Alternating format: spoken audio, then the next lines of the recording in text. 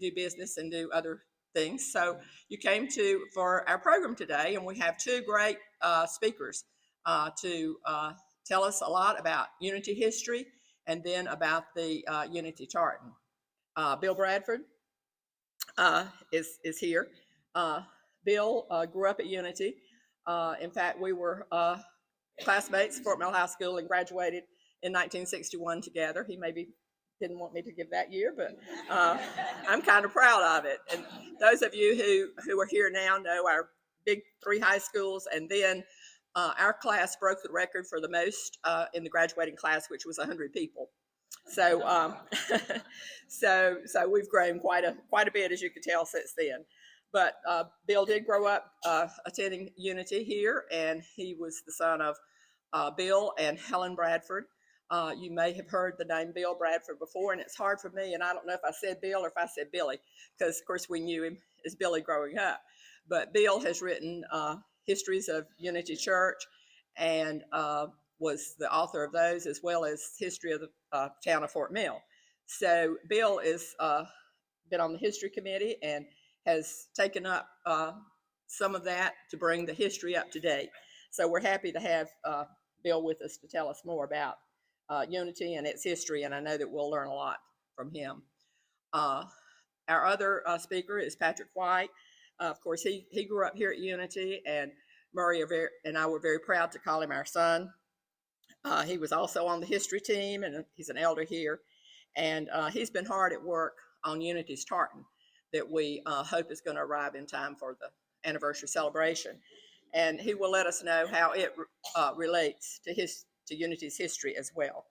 So at this time, Bill is going to speak first, and after he gets finished, then Patrick will do his presentation. But we're just thrilled to death to have both of you come and start the year off in a great way. And I want you to know that this is a big group today. We have probably 15 or 20 more than we normally have. And so I know that a lot of people have come just to hear the two of you. So we're very happy to have you.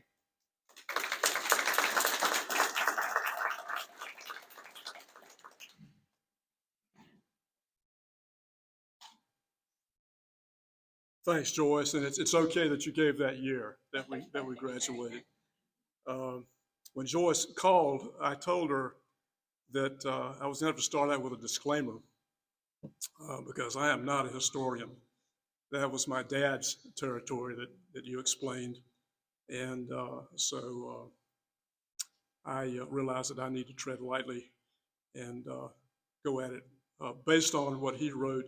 I was also had the good fortune of being on Karen Jones's history team, working up history for the celebration. And she has done a lot of great work in pulling us all together and developing a history. We've got a timeline that's going to be on the website of Unity history that I've worked on and have had a lot of great input on that. So just wanted to thank you, Karen, for your work so far on all of this. I think I need to plug my computer in because it may run out of steam with the battery. So just hang on a second.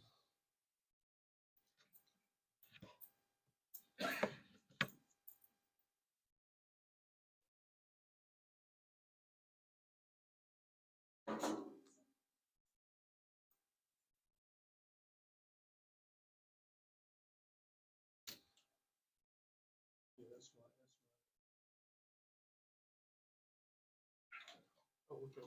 Yeah, that's wrong. Yeah, just put the power right. Yeah, right.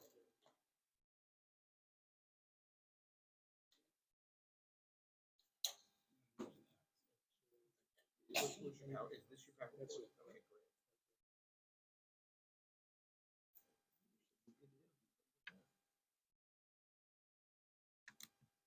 Okay, great. Okay, we're safe. Technology rules. I thought we'd start out with a little bit of historical context to sort of lay the groundwork for the church early history.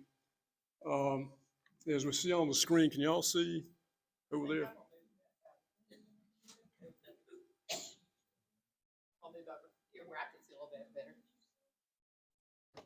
And I didn't really realize a lot of this until I got into the history.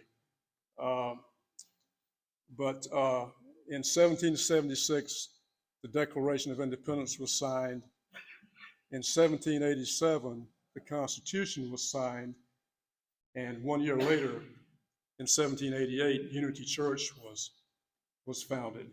So that in itself gives you a little taste of how old this church is and where it sits in the history of the country. In 1789, George Washington was inaugurated, so there wasn't even a president when Unity was formed. And in 1873, 85 years later, the town of Fort Mill was incorporated. So that's a little taste of where Unity sat in the history of the country. So think back to the 1780s and what this area must have been like. Pretty much wilderness. The Philadelphia Wagon Road was here that comes through Springfield that maybe some of you have seen or walked on. There was another older conduit called the Catawba Trading Path that crossed the river below Bank Street, what is now Bank Street, came up Bank Street, crossed Tom Hall, to Steel Street, to Springfield Parkway, across the creek down here at the bridge, and on up through North Carolina, later called Nation Ford Road. But it is probably the oldest, it's an ancient Indian trading path. It's been there probably, they say, for hundreds, if not thousands of years. So if you're on Bank Street, or next time you ride up Springfield Parkway, you're on an old road. And that's how the settlers got here. They came down those trading paths with wagons, ox carts, some on horseback. And it brings us to Thomas Spratt Jr., who was the first person to settle in this area. He and his wife were coming down from North Carolina.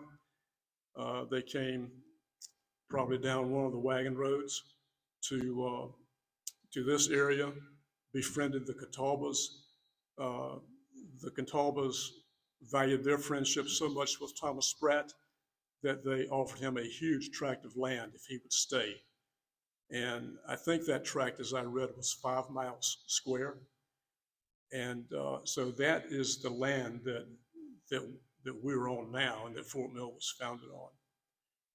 So that's how the area got started. A lot of the settlers, if not most, were from Scotland and England, and most of them were Presbyterians. And that gave rise to the first church. And I'm going to show the locations of the four locations we've had.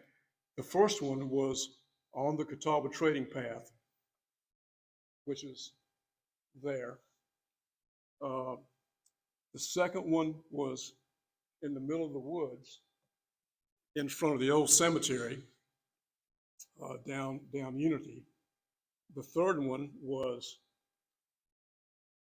on what's now Tom Hall Street, where the Wells Fargo branch now sits.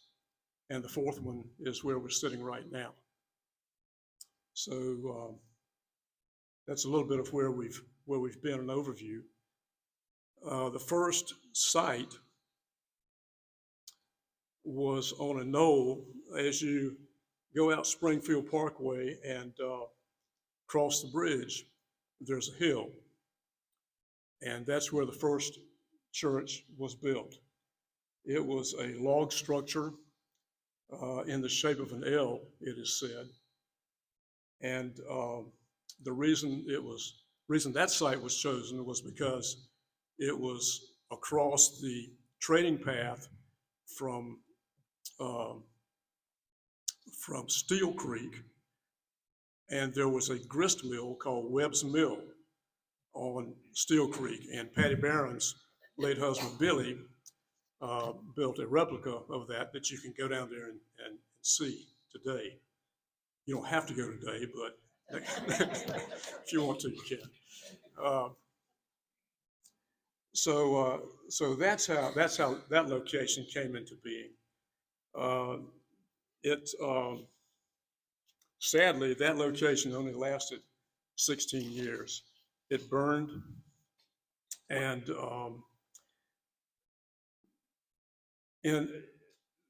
let me jump back just a bit. There was a preacher, a reverend, over at Steel Creek Church, which is one of the older churches around here. I think it was founded in 1760 across the Mecklenburg line in the Steel Creek community. There was a reverend there named Joseph McCrae. And as settlement developed in this area, he became aware of the need for a church.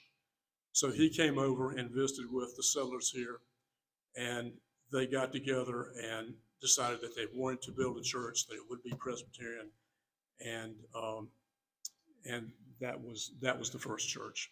So that's how it came to be. He gave the dedicatory sermon for the church. For several years, they had lay ministers and guest preachers, and then they finally had a full-time minister. And if I can find my glasses, I can tell you who he is, but I seem to have misplaced him.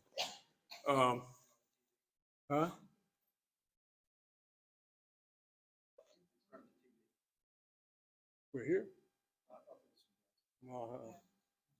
But anyway, whatever. Maybe I can't. I know. Maybe they're on my head. Anyway, that's life as I know it. The church burned and was totally destroyed. And so they came together and decided that they wanted to build a new church. There was a church member named John Springs who owned property in front of what is now the old cemetery. So he offered that property to build the second church, and that location at the time was actually more remote than the first one. It was literally out in the middle of nowhere, in the middle of the woods. And one can only reason that the church built there because the property was offered, and it was in front of the cemetery, which had been there, so they say, for several years before that, because it was a Revolutionary War cemetery and had Revolutionary soldiers buried there. And you can still see those graves out there today. But the second location was again a log building. It was a T-shaped structure. And if you look hard, which you probably can't see from where you're sitting, but in the drawing, you can see the stones of the old cemetery on both sides of the church. So the story is that it sat in front of the church. Down the hill from the front of the church was a spring, a free-flowing spring that was still there when I was a boy. Now it's covered up. It's in somebody's yard, I think, off Laurel Court, but you can see where it was covered over with concrete, probably 20, 25 years ago. But that spring was still there until relatively recently. And the story goes that the spring is where people congregated before and after services, because at that time the church served as a real social center, and people came in for probably as far as 10 miles around to go to that church and to visit and to talk, exchange conversation, whatever, on Sunday mornings. So it really served as a place for people to worship, but also a place for people to congregate and catch up and get together. As years passed, Fort Mill began to, what would become Fort Mill began to develop around what is the intersection now of Banks and Tom Hall Street. A post office developed there. The town was beginning to be known as Fort Mill because of the Indian fort that was going to be built, but ultimately was not built out on the Spratt property, and the grist mill. So those were the two components that gave the town its name, Fort Mill. Prior to that, this area was known as Little York, and it had that name until I guess the town was incorporated in 1873. But the second site was abandoned after a number of years because it was too hard to get to, and the congregation felt like the church needed to be closer to where civilization was, where the town was being developed, so forth and so on. So, and there were a number of houses along what is now Tom Hall Street out toward the intersection of Banks. As I said, a post office, several stores, and I think a Starbucks was there. Early history.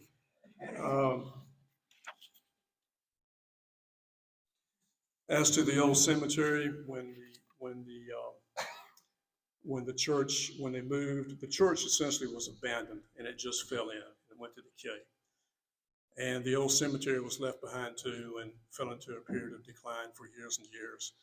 And nobody really could figure why the cemetery was way out there in the first place.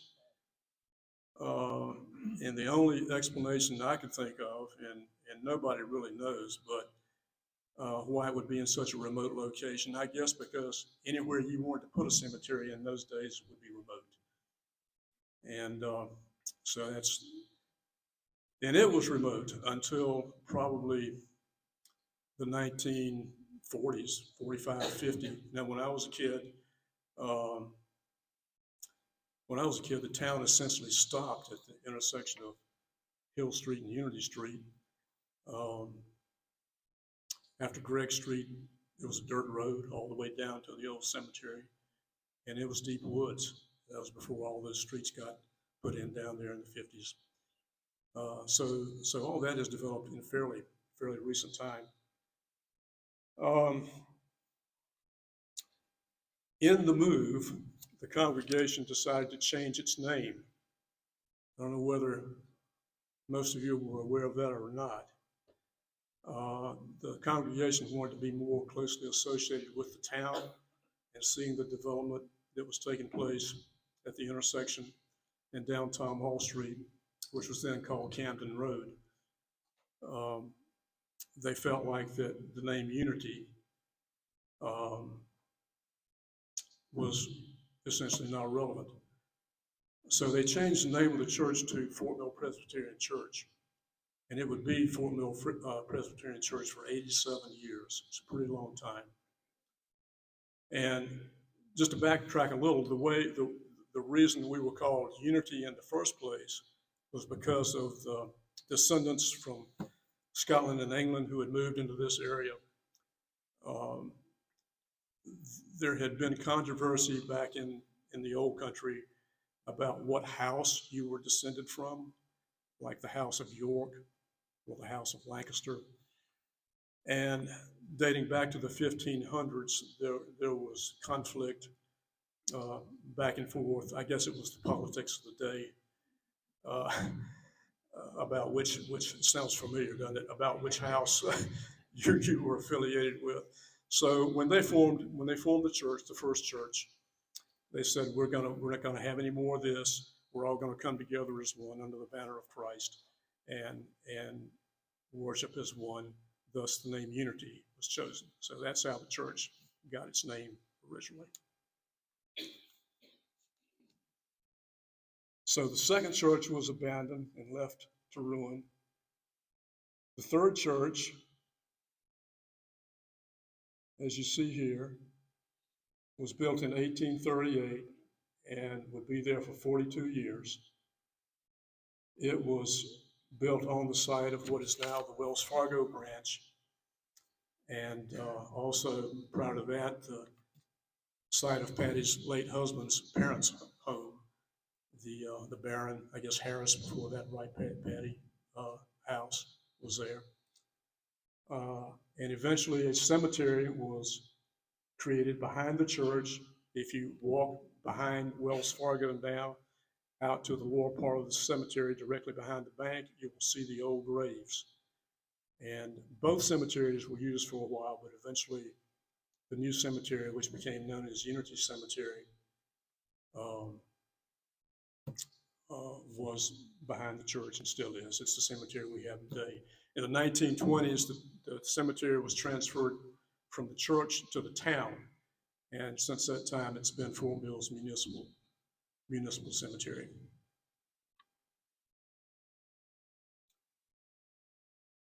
So that church, as I said, lasted 42 years. And then there was another fire. And the church burned down. Nothing was saved. Two things that we know of were saved. One was a small wooden cabinet that was given to the church by a cabinet maker next door to the church that had a shop. And that cabinet, those cabinets were used to hold coffins at funerals. That little cabinet was saved and is the cabinet that's now off the narthex of the church. I think it holds Lost and Found. Is that right? Yeah. So that is a real historic piece. So hopefully next time you walk by, there won't be a coffin on it, but you might find something that you lost. The other thing, when the church burned, the bell fell from the belfry, and the next day when the ruins cooled and members came out to check things out, they found the bell was intact, had not been harmed. And incidentally, the bell was not originally a part of the church when it was constructed. I think Reverend J.B. Mack came as minister in, I think it was 1876, and a year later the church ordered a bell from a bell maker, a foundry in Baltimore, that was delivered to the church and hung in the belfry with the inscription of Fort Mill Presbyterian Church, the date, and Reverend Mack's name on it. And incidentally, I think that's Bayless Mack's great-great-grandfather. So we had to have another site. And the congregation got together, they formed a building committee and met at the Fort Mill Depot for their planning meetings. And they hired an architect, contractor, and the site chosen was a hill about 300 yards west of the church that burned, and that's where we are right now. So our historic sanctuary is our fourth location. It was built in 1881 and lasted for 129 years, and thank God it's still there because we almost lost it too. So what a history we have got. Excuse me. Let's see if I've left anything out that I was going to mention. Once the church was moved after a number of years, Unity's name was restored in 1924. And it was restored at Homecoming Day services on September 14th, 1924, during the installation of Reverend George Belk as pastor. A motion was made by Colonel T.B. Spratt to restore the name Unity Presbyterian Church after 87 years. And the motion passed 86-3. So it was not close. So I'm going to shut down here and give Patrick some time. I hope I haven't used too much. Thinking back over Unity's history, has anybody ever heard the story of Abraham Lincoln's axe?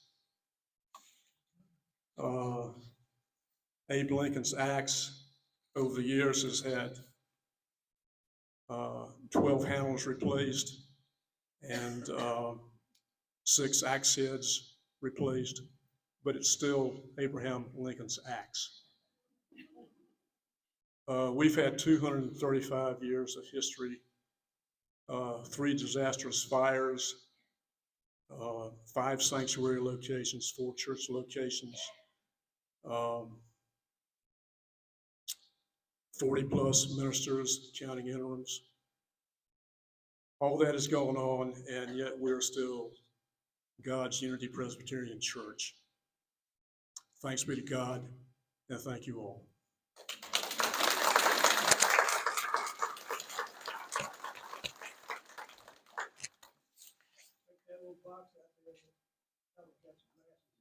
Okay. Better than the coffin, right? The new church is on your family's property, right? Yeah. So they need to know that. What's that then? Well, our current sanctuary is with the Bradford family.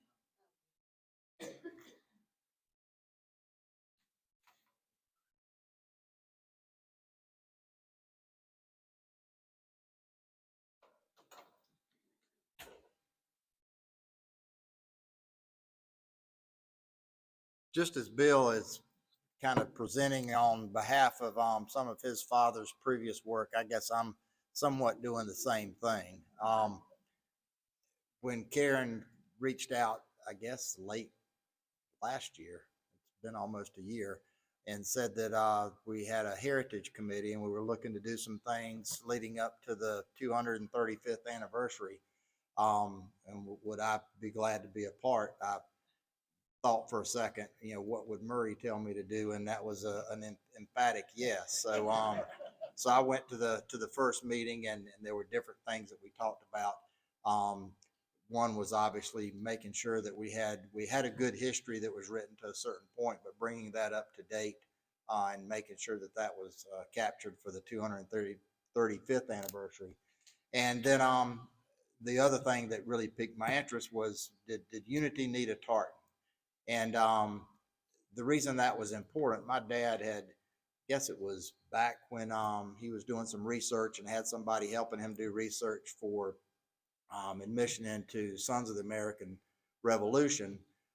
He got himself and myself and my son membership based on our same patriot, Archibald White. But when he was doing that research, he went all the way back and did research to where did the whites come from, and probably a lot more than you want to know. I can tell you later, but researched it back to there was not a white clan.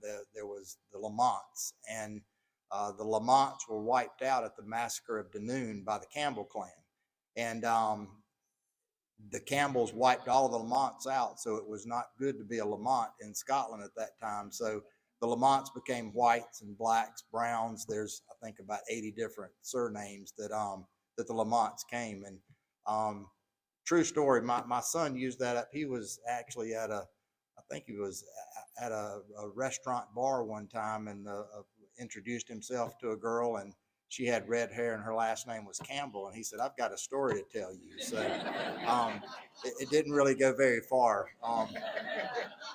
But anyway, so I had that interest in the Lamonts. We had Lamont ties and everything, and we were always worried that, I don't know if you remember the commercial, I don't know whether it was American Express, but the son and the father get on the voyage and they go to Scotland because that's where their heritage is, and they get to the Register of Deeds, and all of a sudden they realize they really weren't from Scotland. I think they were from Norway, so they're on another boat to Norway. Well, so we were always a little worried whether that was the case, but when all the DNA and me and the DNA test kits came out, Dad did his, and I think it was like 88% from Scotland and Ireland. So he was dead on with his research.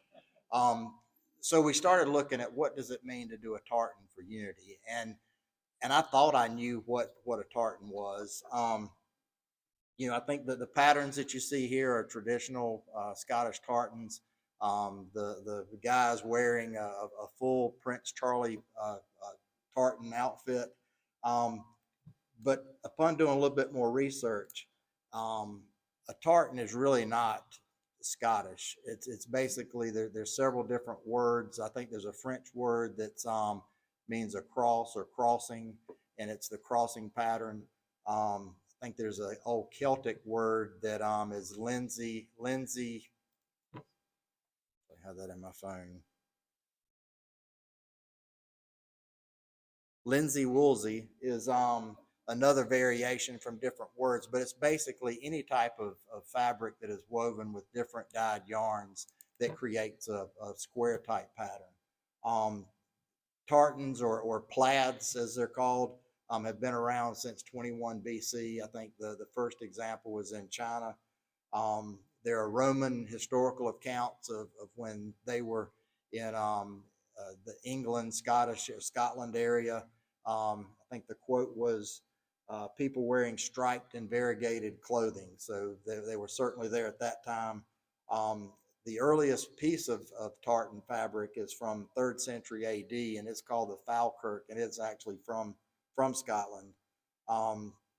But the one thing that I learned is it really wasn't until the early 1700s that tartans became kind of what we think of today, and that's either that there's a certain fabric that was a military brigade or a military band. Military units had their own tartans.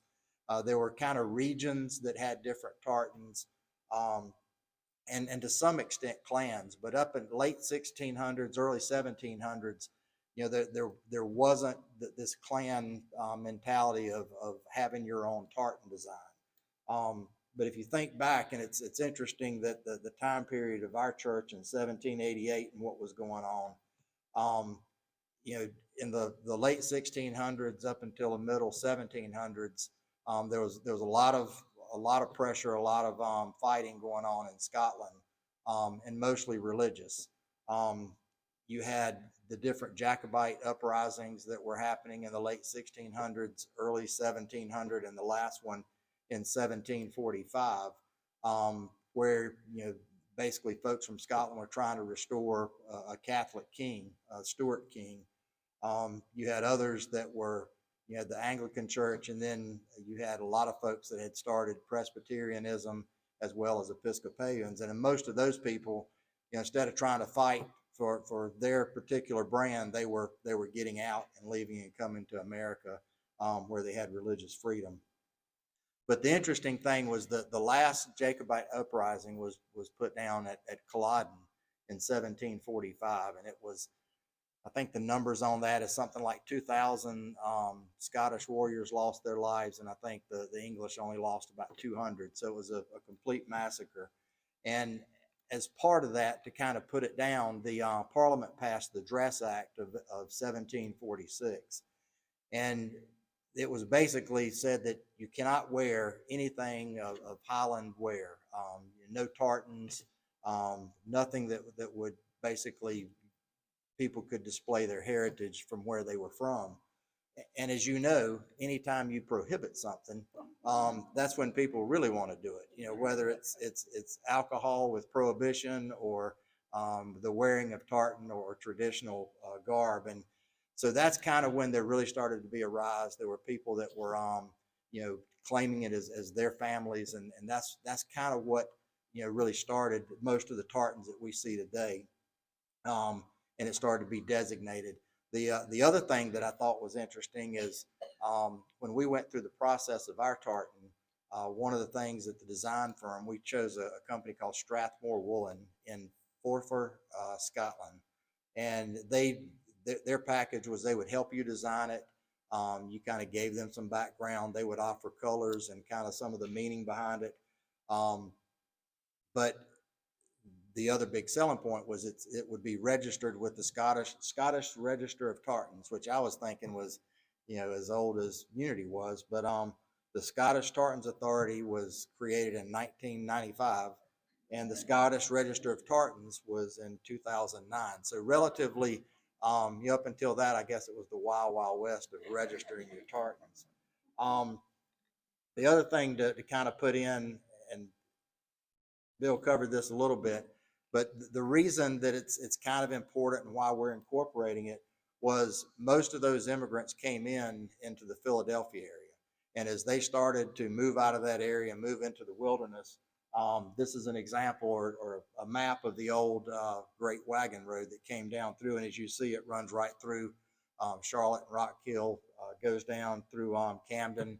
And there's actually a leg that goes through Newberry and ended up over in Augusta. So that's how the folks that founded our church got to this area. And most of them, just because they were Presbyterian, had Scottish and Irish ancestry, and that's how they got here. But as far as why it's important, we talked about, and our committee talked a lot about, that clan mentality or having your own tartan. To some extent, is that inclusive or is that exclusive? And I would say that most people in this room, we're a pretty homogenized society, and you could probably find somebody in your family that's got some type of lineage back to some family in Scotland. If you wanted to get a specific family clan tartan to wear. But part of what we talked about was, the Unity name and the coming together, that our own tartan would represent Unity Church and would be, about all of us. The other part that was going on during that time, if you all know, this is the year that we've started talking about telling our stories and God's story. And we felt like the tartan was a good way that could tell Unity's story on a piece of fabric. And I've got some copies of this. If I only brought 25, I didn't know what, I didn't get the count until later, but I'll be happy to share this electronically if you want to give me your email. And I'm gonna, let's see.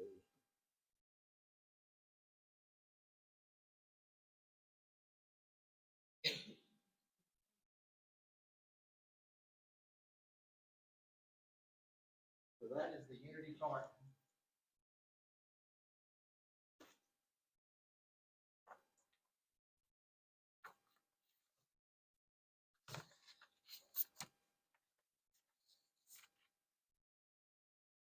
And I'm gonna read some. This is what in February, before we had the tartan produced, we presented this. The committee presented this to session so that we actually voted and approved unanimously Unity's tartan. So in honor of Unity Presbyterian Church's 235th anniversary, a classic Scottish tartan was designed and registered with the Scottish Register of Tartans. Unity's roots run very deep and much deeper than the 235 years we have thrived since our formation on March 18th of 1788. The roots of those brave souls who founded Unity can be traced back up the Great Wagon Road to early Pennsylvania settlers who were direct descendants of Scots and Scotch-Irish, where the Presbyterian faith was originally formed. In Scottish history, a tartan is a symbol of love and togetherness of a group of people. Simply put, unity.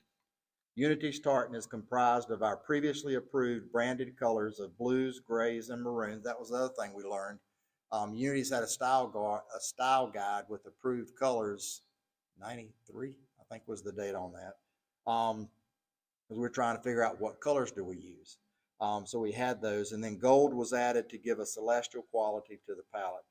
The colors and design tell Unity stories over the past 235 years. So when you look at this tartan, if you look at the two solid gold lines running both vertical and horizontal, those gold lines represent the path or the way that we have all found ourselves as congregants of this church. Whether the Great Wagon Road that brought our founders to this area, major highways that we have taken to relocate to this place, or the path we are on as we continue our walk with God. The blue background, which is obviously easy to see, represents the lakes, streams, and Catawba River that made this area a hospitable location for the settlers who found our church. If you think about this area and what was going on back then, the water sources, whether traveling on the water or needing water to sustain life, was important, and that's why it's in the tartan. It's hard to see, but there's, when you cross weave different colors of thread, you can see how the variations of the colors change. But there's actually gray colors running through these different areas. The gray threads represent the ashes from 3 fires that decimated our former Unity sanctuaries. These events may have damaged the building, but the church was built back stronger each time. I think that's the story we wanted to tell, was not that we've had 3 fires, but what happened after that, the resiliency of the congregation. Then there are 3 double gold lines. You can see there's these 2 gold lines, and then there's 2 fainter over here because of the gray over top of them. And then there's 3 running this way. But the 3 double gold lines represent the Holy Trinity of our Christian doctrine, the Father, the Son, and the Holy Ghost. And then the maroon color, which is here, represents the blood of Christ that he shed for all of mankind. And then the cross sections that the gold lines make represent the cross that our Lord and Savior died upon, so that we may have an everlasting life, as well as God's continuing presence in the church here and now. So that is what was approved by session, and will be the write-up, and that will be what as part of the dedication when we do this, that tells Unity's story on a piece of cloth. Last thing, give you an update on where that cloth is. As I said, we chose Strathmore woolen. Once everything was approved, we did all the final.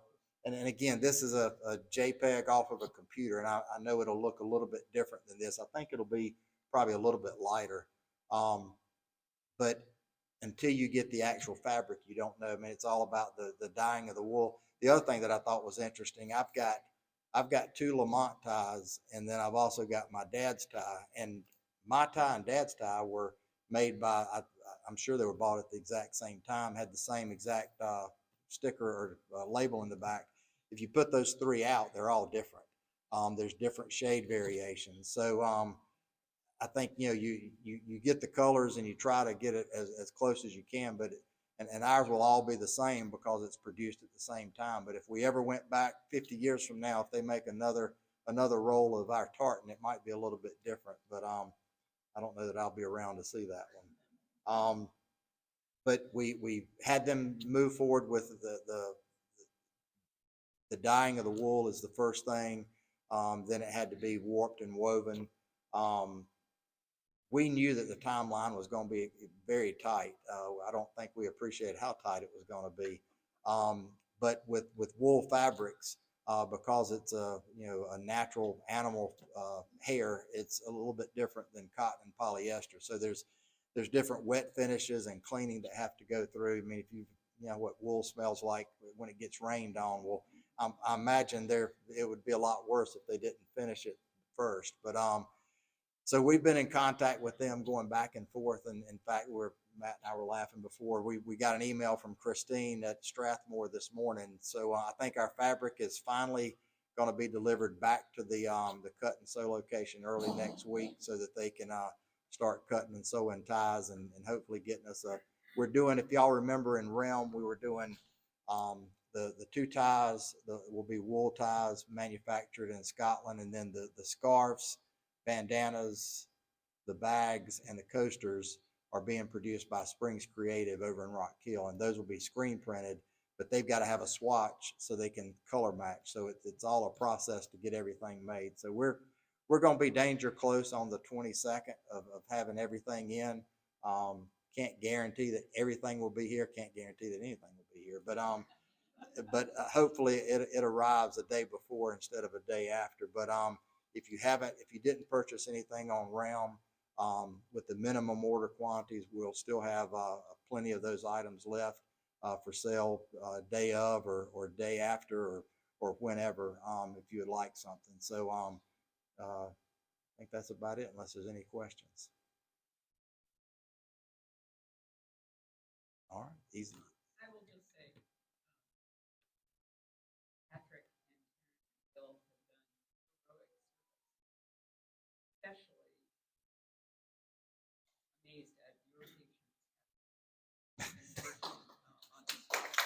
Absolutely.